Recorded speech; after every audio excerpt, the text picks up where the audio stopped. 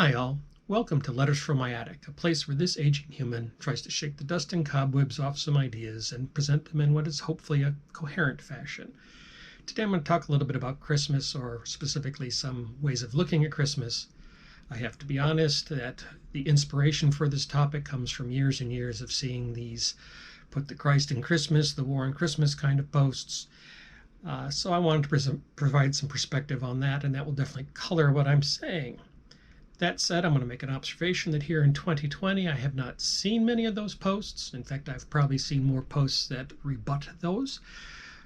But still, it's a useful thing to look at. And as a first aside, it's kind of interesting to ponder why 2020 there are less of those. I'd love to think that perhaps the pandemic has made people a little more thoughtful about such things, but I suspect it's far more likely that those who fan that flame have in fact found other issues to fan the flames on this year. With that, let's start with a religious holiday. Certainly any religion that can point to a time in history where it started is going to have some kind of celebration about that start.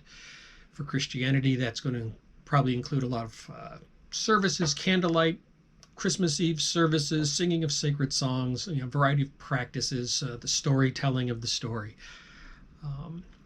Assuming you haven't skipped past Advent to get right to Christmas, there's also going to be some time spent kind of contemplating the brokenness of the world and the brokenness of ourselves and our relationships, and really seeing Christmas as a time of starting to heal that brokenness, of starting to patch that up.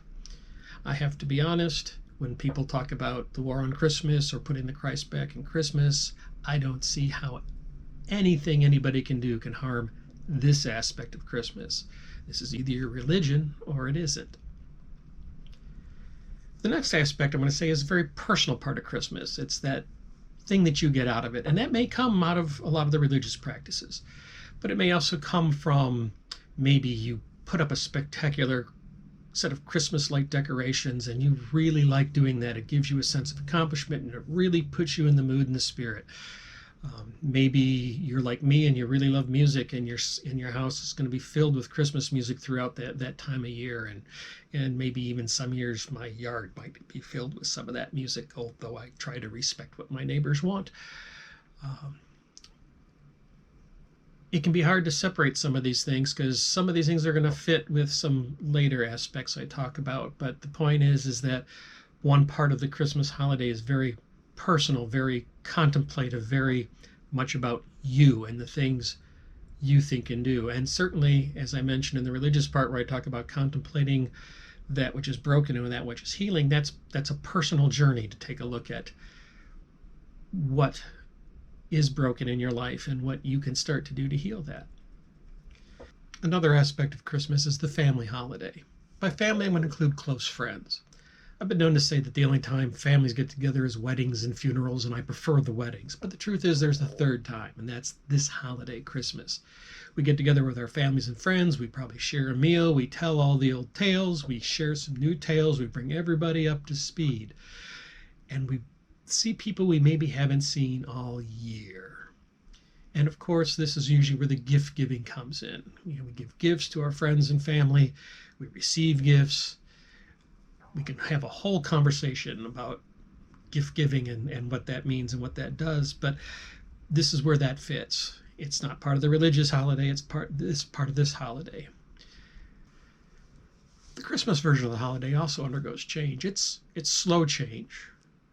The symbols underlying it are almost literally timeless. The ones that were in place now were in place when we were kids, were in place when our parents were kids. They go back forever.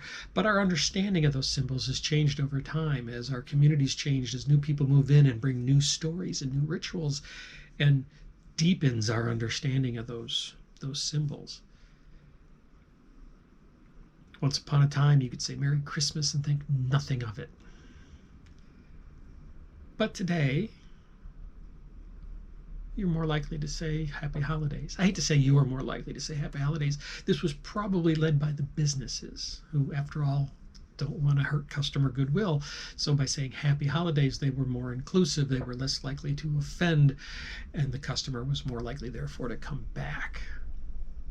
But it was the right direction, because if you truly are of goodwill, then you want to meet your neighbors where they're at, or at least halfway to where they're at. So if they celebrate some holiday other than Christmas, and you know that, you probably want to offer them the appropriate greeting for their holiday, because after all, you're wishing them a Merry Christmas, a Happy Hanukkah, a Kwanzaa, whatever it is. But if you say Merry Christmas and that's not their holiday, they're not likely to take it poorly, as long as you offer it goodwill. And certainly any of those greetings offered to me, I will take as intended. So we've looked at really 4 aspects. I'm going to ignore that 5th one for now. And if you look carefully, you're going to see that we don't all celebrate all of those aspects. And from year to year, which aspects are most important to you may change, and that's normal. What's common in all these is this idea that we want to bring people together, that there are some commonalities to our life, and that there are things that break that break the world, break those relationships.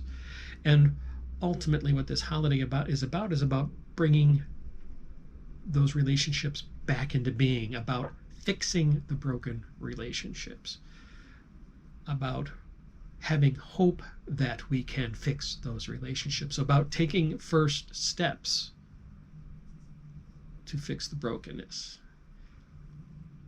Things that are broken are really fixed in a single step, but you got to start sometime. And this time of year is that time where we focus on that.